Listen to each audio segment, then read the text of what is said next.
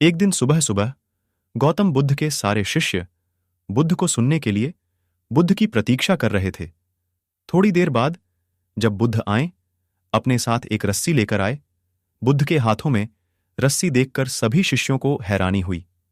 बुद्ध अपने आसन पर बैठे और उन्होंने रस्सी में एक के बाद एक 3 गांठें बांध दीं।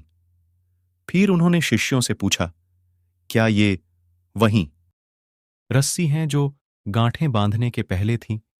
इस प्रश्न के जवाब में एक शिष्य ने कहा, प्रभु, इसका उत्तर थोड़ा मुश्किल है। ये हमारे देखने के तरीके पर निर्भर है।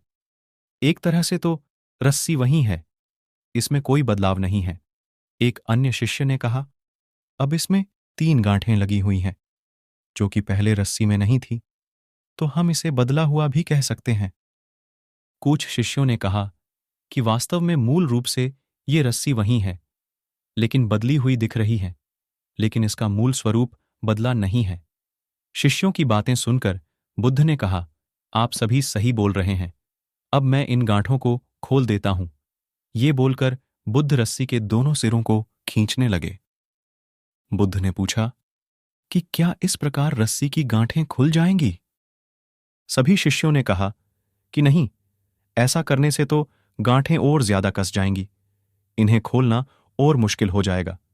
बुद्ध ने कहा कि ठीक है, अब एक अंतिम प्रश्न, इन गांठों को खोलने के लिए हमें क्या करना होगा?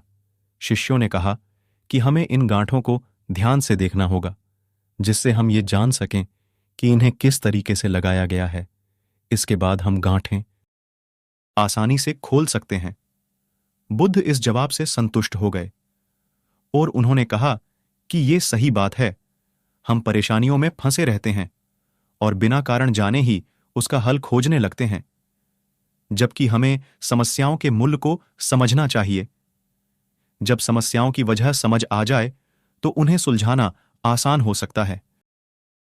दोस्तों, कहानी पसंद आए तो चैनल को सब्सक्राइब करें और लाइक करें।